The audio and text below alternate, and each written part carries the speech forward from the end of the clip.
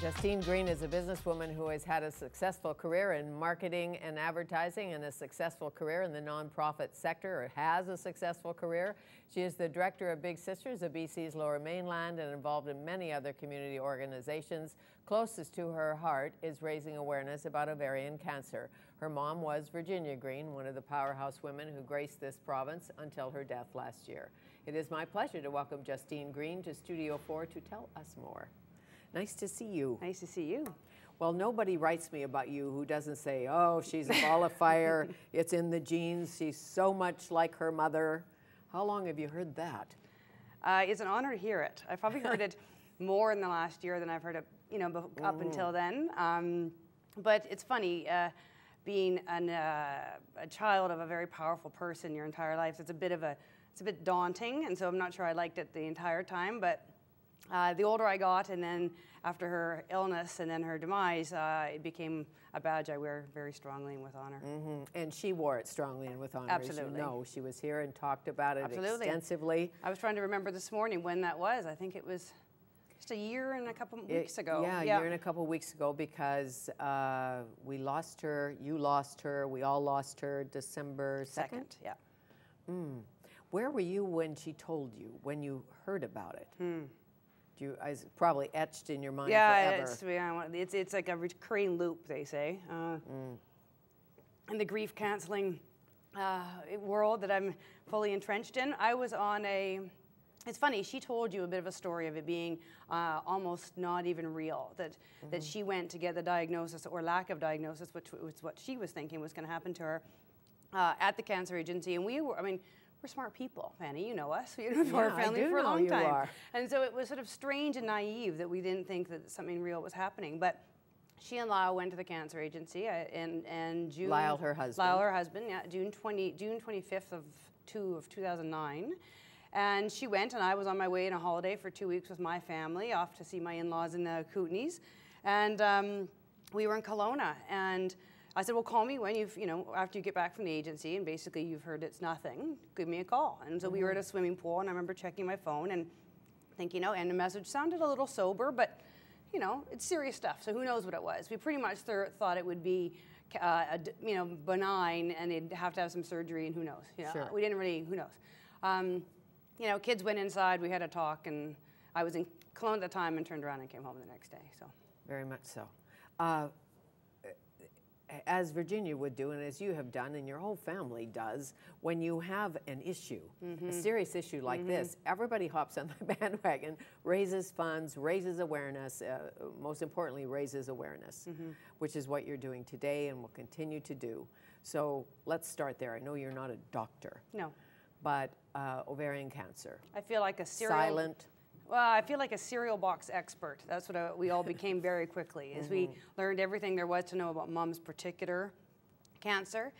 Silent is an interesting term, I think, because women don't complain of abdominal pain their entire lives. But Mom would argue that it's not silent. Mom would have argued that the pain that sort of erupts in your body when you're diagnosed from that is anything but that. But women are strongly stoic and stubborn in our own way of not speaking up about it and not knowing enough that when you combine a whole bunch of elements and a whole bunch of symptoms, they could equal X. Well, as I looked through the symptoms, I thought, gee, I have that sometimes, I have that sometimes. Completely. Hope I don't have all of these symptoms. So what are the symptoms?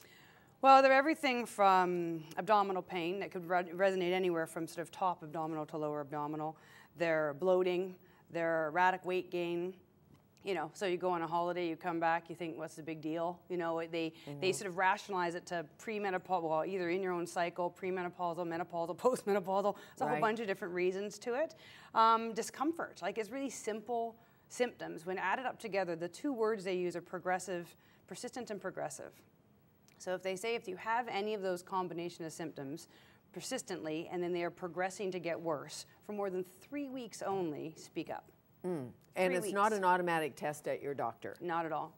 Not at all? Not at all. It would be, your doctor, Mom had a good GP, but GPs are GPs. And Dr. Rhonda Lowe was speaking 2 weeks ago at our ovarian lunch, and she was saying, GPs deal with a different type of issues all day long. And so they're not necessarily the ones who know your body the best. You know your body the best. A very good point. You know your body the best. Patient responsibility, and what you know is this has never happened to you before. You've never had these symptoms, so you must get checked. And it's not just I drank too much coffee, or it's not too much I'm now all of a sudden allergic to wheat.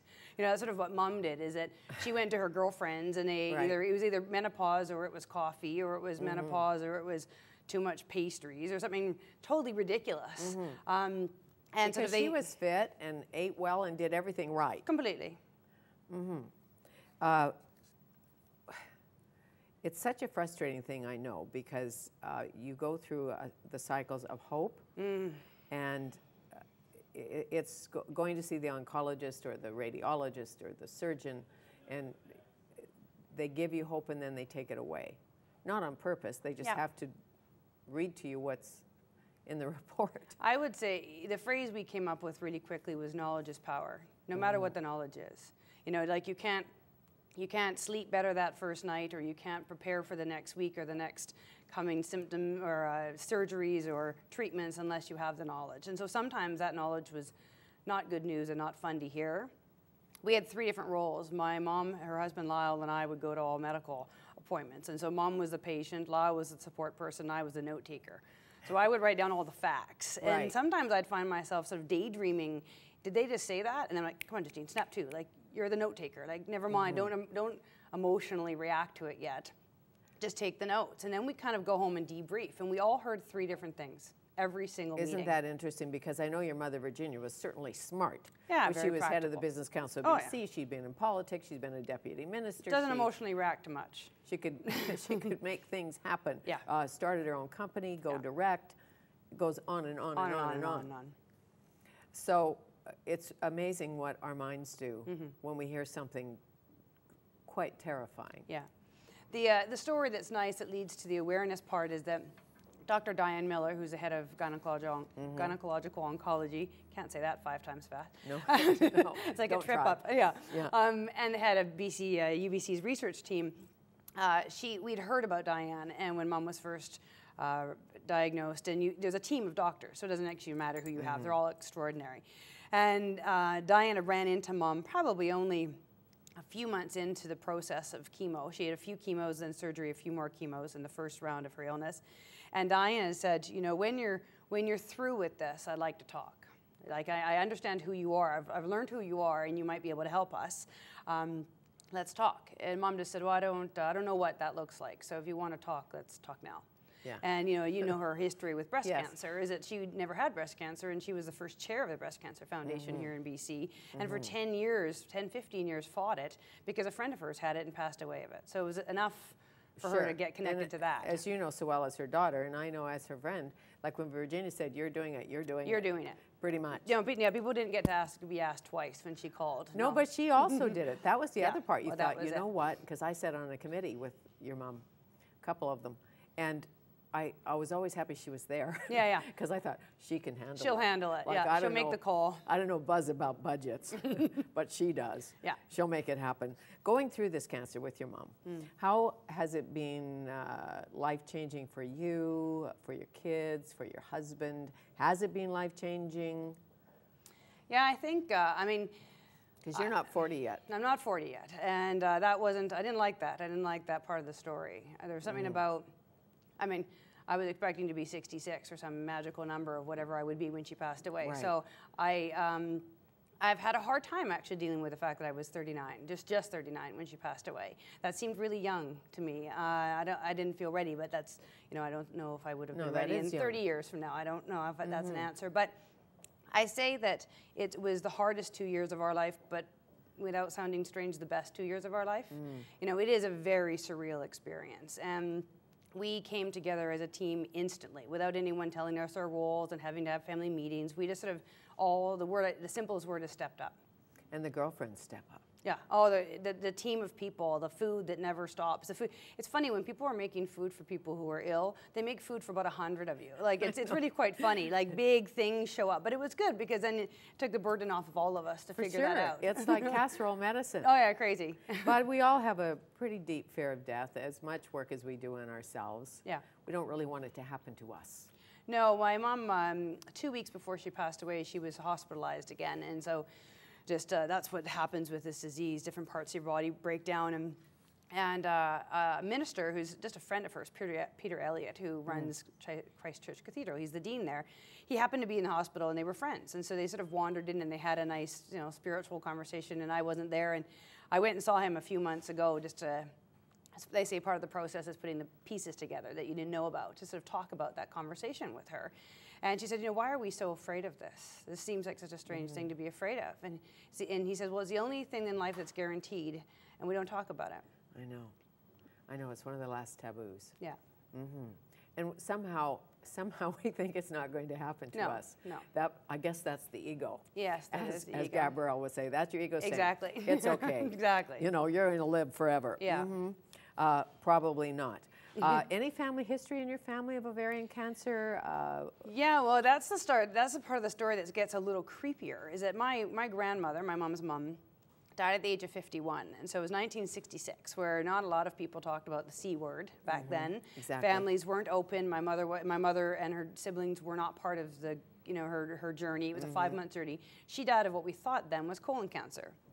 My mom laughs and says she's had a clean colon since she was 40 because she's been tested for that. Right. We found out through the genetic process of the testing, which is what she went under. My mom underwent the genetic testing portion for my benefit, because of course it wouldn't have benefited her after her diagnosis. And we found an autopsy from 1966 saying that my grandmother died of ovarian cancer at 51. Okay, so you've been checked, and you will continue to get checked, and all of that. Yeah, I actually had preventative surgery, so we can talk about that too if you want that's to. Interesting. Yeah, Yes. you Why have. not? Yeah, exactly. Well, so you can either be genetically predisposed to it. Yes. Thank you. And it's the same gene for breast cancer as it is for ovarian cancer. So if you have a gene mutation, it's BCR1 and 2, your chances for both are astronomical. So mom's blood was tested. It takes about a year to be tested. So she was tested, and she didn't have a gene mutation, which is good news, which means I would have a 50-50 chance. So I don't have that. No point in being tested if she didn't have it. But preventatively, you can have your ovaries removed or your tubes removed, your fallopian tubes removed. Because I'm about 10 years pre of menopause, I had my tubes removed in March. 96% of ovarian cancers happen in the fallopian tubes. Really? And you've had your children? I've had my children. I think. It was a no-brainer. It was a no-brainer. They seem to be a child in that room. Yeah, there's a little one running around. It's a pro-D day. Yes, but there's three. There's right? three, yeah. 3 kids. Okay. And what's next, fundraising-wise, for ovarian cancer? Well, what's on your agenda? Yes, for sure. Mom started last year the first annual Ovarian Awareness Day, Ovarian Cancer Awareness Luncheon here in Vancouver in September, I think 10th or so of last year. And it yielded just over 1,100 people across the street at the convention center. That's the biggest luncheon for awareness on any cause in Vancouver. And people showed because it was her. And she asked and said, let's show up. And so her goal last year was to raise $300,000 that would go toward a screen.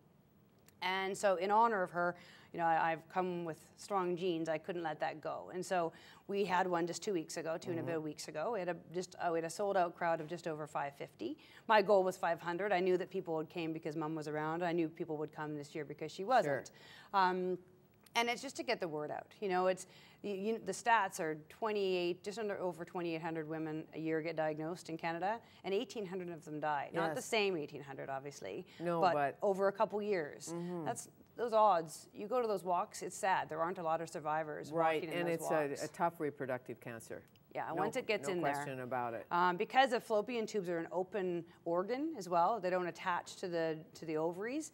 Your abdominal cavity fills up with a liquid, and then it's susceptible to attaching to other parts of organs and such. So it's quite a risky cancer to get. Well, thank you so much for carrying the flag. Thank you for having me. me. As they say. Great funeral, by the way. She planned it, didn't she? She did plan it. I don't know if you should say great funeral. I think, but it was a rock star funeral. One of her friends said it was the event of the week, so it I certainly don't know if that's right or not. But I thank you. Love to you. Thank you very much. Justine Greene.